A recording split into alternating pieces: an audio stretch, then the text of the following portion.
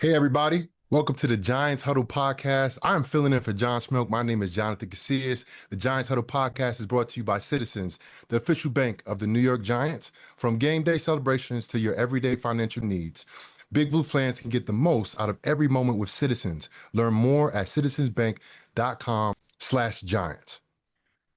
Devin McCourty is our guest today. Friend of mine for over 20 years, Dev. Happy to have him on. He is part of the NBC Football Night in America pregame show starting at 7 p.m. He is a Rutgers graduate. He is a St. Joe's Regional Montville graduate as well. A transfer over from New York, but he's a Jersey boy through and through.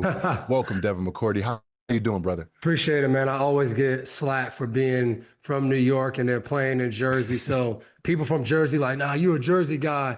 And all my people from Rockland County like, nah, he's a New York guy. So always fun doing anything Jersey, man.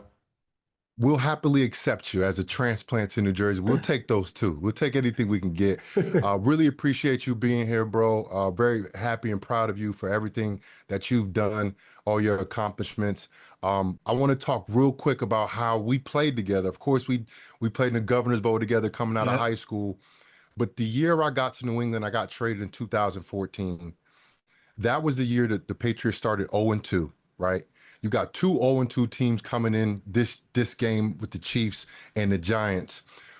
I didn't get there till week 9, right?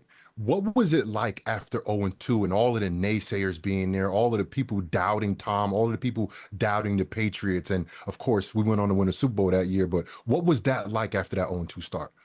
Yeah, man. If people remember, that was the same year we went to Kansas City on a Monday night and we got stomped. And Jimmy Garoppolo comes in and I think he threw either one or two touchdowns at the end of the game.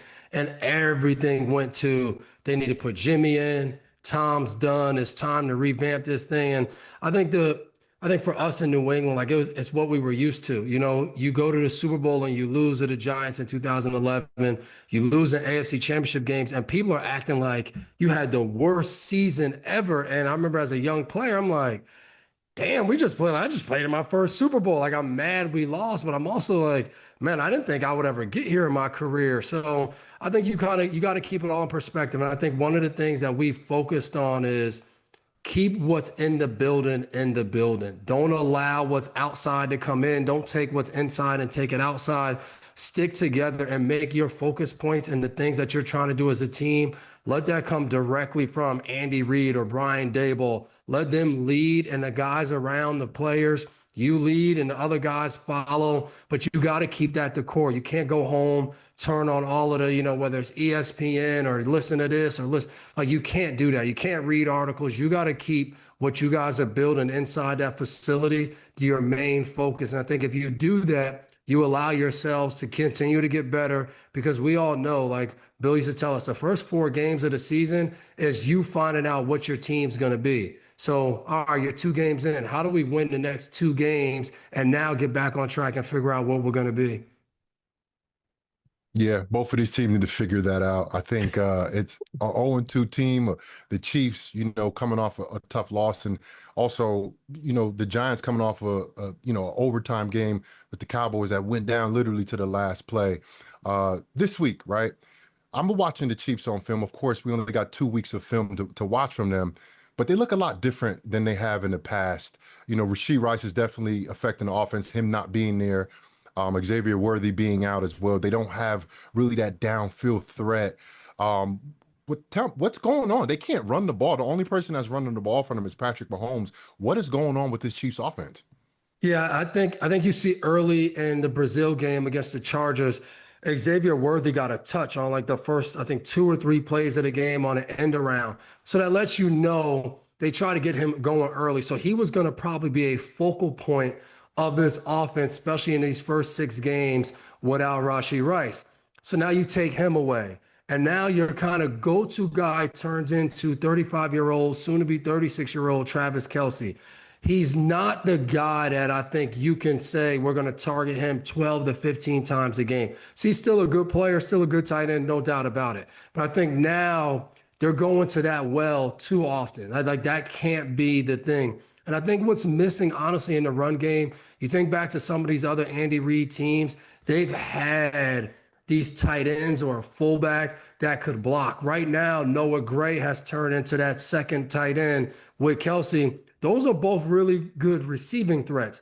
Not big in blocking and I think getting it out of the mud in the run game. They're not able to really do that. So I think that's been a struggle in the run game. And then, like we all know, as a defense, when you come into a game and you say, hey, I feel pretty confident on the outside that we can cover, go ahead and put that safety in the box. Hey, be aggressive against the run. We like all our matchups down the field. It's hard to run the ball, and we've seen it. Their best offense, forget run or pass, has been Mahomes scrambling. One of the deep balls to Hollywood Brown, he's running for his life and makes an amazing throw back into the middle of the field. And then there's been two other kind of explosive plays, the corner route to Tyquan Thornton against the Chargers, and then obviously the deep ball to Tyquan Thornton this Sunday. So they just don't have a true identity on offense right now. And I think they're going to be without that until they start to get some of these weapon backs. I know they said Worthy practice this week, so I know that they're hoping he's back this week. The Giants Foundation will host a 5K Racing Kids Run presented by Quest on Sunday, October 26th at 9 a.m. at MetLife Stadium. Net proceeds would benefit the Giants Foundation. All participants will receive a commemorative T-shirt after the race. Stay for a festival with appearances by Giants legends and a live DJ. Register now at giants.com/5K. The Giants Foundation is a 501c3 nonprofit corporation. Huddle up, get in here. If you're lined up here, you gotta go over the middle with it to score. Right. How do we make that happen? I don't know, but Citizens does. Make sense of your money with Citizens, official bank of Eli Manning. You spoke about Mahomes' legs. You were with Tom your whole career. I got, with Tom a half a year. I was also with Eli Manning and Drew Brees. Not really mobile quarterbacks. They can, of course, move in the pocket. I mean, those are really like top tier guys when we're talking about inside the pocket movement. But they never really created too many things outside the pocket, first downs and all of that stuff with their legs. What does Mahomes bring to this offense? Because, looking at tape, their offense really doesn't do too much. But because he can run, I feel like it opens up the offense. At least it gives them some life. What do you feel like Mahomes' legs does for this offense and his team? Yeah, I mean, it is the offense right now. He's not only the leading rusher, it's about double the next guys behind him in Kareem Hunt and Isaiah Pacheco. So what he's able to do and how he's able to be a playmaker, and it's not just scrambling, it's knowing when to scramble, it's understanding the coverages that they're in. And all right, I'm gonna look down the field, it's not open, I know this is gonna be open, I'm gonna scramble. I think the only bad thing right now, because his legs have been such a focal part of the offense, I think he sometimes takes his eyes off being down the field. He starts to look at the rush because he looks up, nobody's open. And all through these first two games, that's happened so much that I think now he knows, all right, I got a clock in my head. And then the best thing for this offense is me to find a lane and go get positive yards. And the type of quarterback he is, he's so much more dangerous when he doesn't have to do that. When he can slide up in a pocket, slide to the right, and still be able to throw the ball down the field. When he does that, I mean, he's one of the best to ever play the game. So I know they got to figure some things out, but until the time being, he's going to continue to be dangerous when running the ball. And I think for the Giants, that's something that has to be your big focal point coming in. You have to be prepared for it. You have to have a guy there for him. Your rush has to be disciplined, because if not, they can stay in the game or beat you in the game just because of that. Yeah, we both got the chance to play with Vince Wilfork, right? I think he was one of the most dominant players. He was definitely a great leader. Both of these teams have anchors along the defensive line in Chris Jones and Dexter Lawrence. What does that mean for a defense to have a guy like that could just demand a double team and wreak havoc when you don't have a double team on them? Yeah, and both those guys are rare in the sense of it's not just they're going to stop the run, or they're not just, really good pass rushers. It's hey, we'll be here first to third down. We're going to be here first, second, and third. We're going to go out there and dominate. So it allows you to be a little bit more flexible on the edge. Hey, I can rush and I can be, I can freelance a little bit more because I know I'm going to get the middle push. I know Dexter Lawrence, if they single him, he's going to win. Hey, I know if they double Chris Jones, he's still going to hold that point and be there. So it allows these defenses to invest in different things. It allows schematically for the coordinators to do things a little different.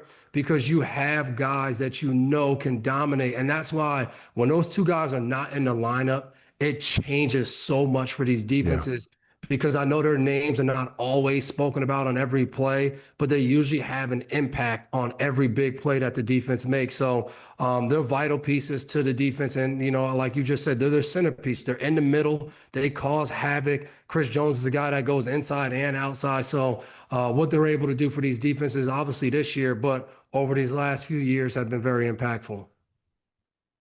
Absolutely. Let's talk about Mr. Dangerous, Mr. Russell Wilson. Stark contrast from week 1 to week 2.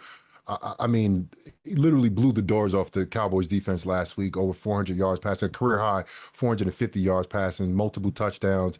Literally, the moon ball was just flying all over the field in Dallas. What do you take from that, you know, week 1 to week 2 jump, and can we expect that from Russell moving forward? Yeah, I mean, that's what a veteran does. I don't think he didn't harp too much on week 1. I thought week 1, it felt like watching the film back, like sometimes his eyes were in the wrong places. The ball could have came out a couple of times. And it seems like he said, you know what?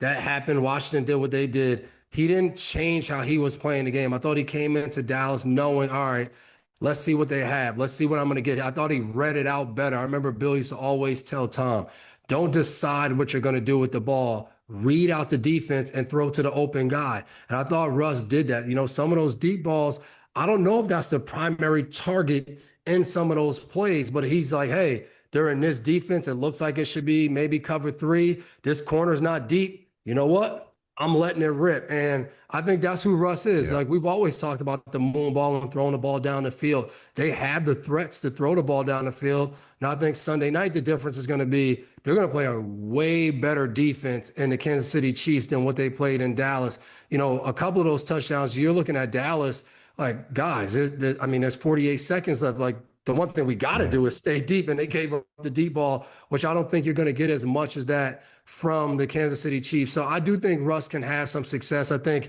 that game was big for him to quiet down all of the dart noise and let's put dart in, let's go this. So I think that allows him, you know, go play the game. Don't worry about this guy coming in for you. But I think he can still have some good moments. But overall, I don't see Dallas happening, you know, week in and week out for this Giants offense. I do think eventually they're going to have to try to go to some other guys more than just Robinson and Nabers, which, you know, they had huge games against Dallas. I'm sure Kansas City says, hey, we can't let these two guys beat us. And Russ is going to have to spread the ball out and get it to some other guys and let them be playmakers as well.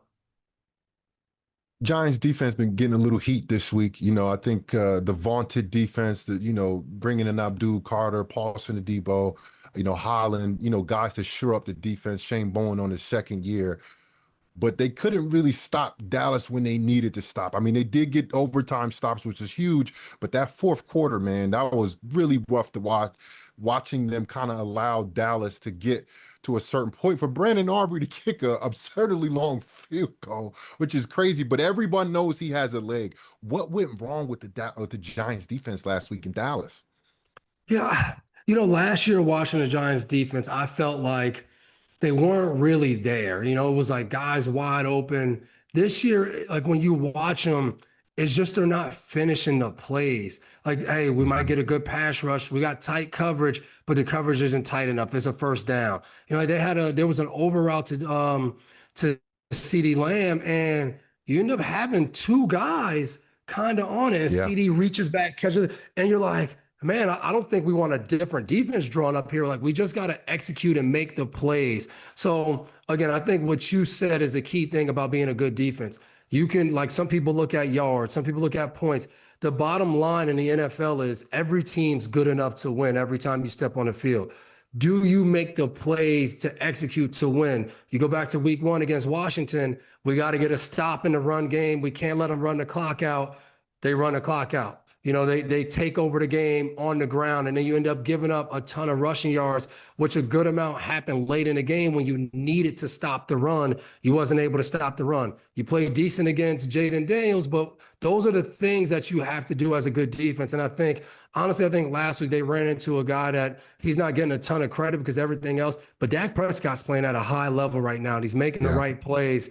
And I thought that had a lot to do with the defense not playing as well as you had wanted to was because of Dak and trying to stop Pickens and CeeDee Lamb, because they did a decent job in the run game. It's you know how it is. Everything turns into, when you come back on Monday, it's like, if we take away these 5 plays, but like that's every game. You got to take them away. It can't be an if. And I think that's what the Giants, if I was on that defense and I was a leader, that would be my focus. All right, guys, like we're playing decent ball, but like at some point we lose focus or we don't finish the way we need to do every single time. We got to have accountability to make every play, not most plays or some plays, every play that comes our way that we should be in position to make the play. We got to make those plays, and then we'll start winning football games. If you want to know how to manage 2 minutes of crunch time football, I'm your man. But if you're wondering about a long-term financial plan, you should talk to Citizens. Hey, I can also talk lawn care. I'd like to learn about a mowing routine. Yes, I knew I could help. Make sense of your money with Citizens. Speaking about making plays, you got Malik Nabers, one of the most talented young receivers in the NFL. As a defensive back yourself, corner and safety. I know you did a little bit of cornerback in the day as well. What's your coverage against him? How do you stop a guy like that when you know he's going to be a primary target for the Giants?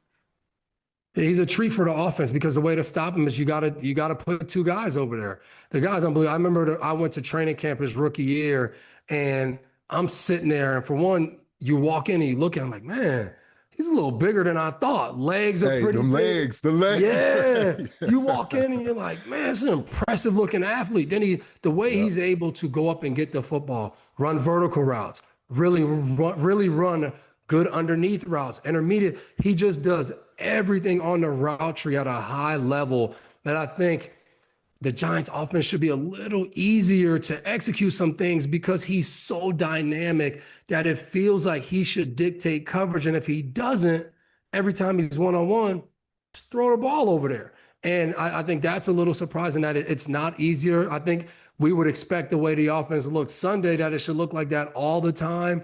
But the guy's unbelievable. He's one of the best young guys in this game. And I think he's now creeping into that. Stop saying I'm one of the best young guys and just leave it as I'm one of the best receivers in the game, period. That is definitely what he's turned to. But I think everyone knew that his rookie year that we would be talking about him in that way. And it's cool to see because he has these injuries that pop up every now and then and I always miss them. And Sunday comes and the guy's out there and he's making plays. Baller, gamer, right? Yes. Last one, Dev. I had a little bit of time with Daboll in New England. I mean, I was only with you guys for like 4 or 5 months, just enough to win the Super Bowl, right? But you were with Daboll before. Can you give me a story or tell me something about Daboll? Because, the Giants, they're trying to get something, but you know how he is with the media. He's definitely Bill Belichick-esque when it comes to the media. Really doesn't give him too much. Can you give us a little story or something about Daboll if you have one? Yeah, man, he's one of those guys that I got a chance to be in the locker room or on a team with that I felt when he got his own place and he got to take over, as long as he didn't change who he was, players would love him. And when I've gone to the Giants facility, training camp or whatever, I'm like, man, Dave's is still the same. And I think that's the key part. Dave was the guy that, like, as I watched him in the press conference, he went 6'7", and people are like, here he goes with 6. And I'm like, but that's who he is. When we used to be on the field, he would be talking trash. He coached the tight end. So myself, Patrick Chung, Darrell Harmon, we'd be going against Gronk and all these different guys, and he would talk trash for the tight ends. But that's who he is. Like, he's a good-natured guy. He's a player's type of guy of understanding, all right, this is what the guys need right now. It can't all be, hey, we got to be serious faces. And no, it's got to be fun. And that's why I've gone there and he's had a DJ there and the DJ is playing at practice. So again, I think one of the hardest things in the NFL is teams want like instant success and they don't pay attention to sometimes the building blocks and what you're trying to do. And I think Daboll and them have been doing that. And the hard thing is this, this league's about winning and you got to win. But I love it. I see Daboll sometimes. He lives in the same town as my brother. So I see him at youth baseball games and football games when he can be there and support his kids. So great dude. And happy I got the time with him in New England. And it's been great to see how he's gone about doing things over for the Giants. But the truth is in New England, man, everybody's taught that, like, you got to use the media to your advantage on the field. And I get it the way it comes across sometimes, but I do think there's a method to the madness and how you approach it and what you try to do that you think is what's best for your team. But now that I'm in the media, I fully understand it. We want all the information we can possibly get. So when you don't get it, it feels like you're being slighted. Dev, thank you, brother. This was fun, man. It's been a minute since we've talked, but I appreciate your time. Devin McCourty, ladies and gentlemen. My name is Jonathan Casillas, and I'll see you next time on the Giants Huddle podcast.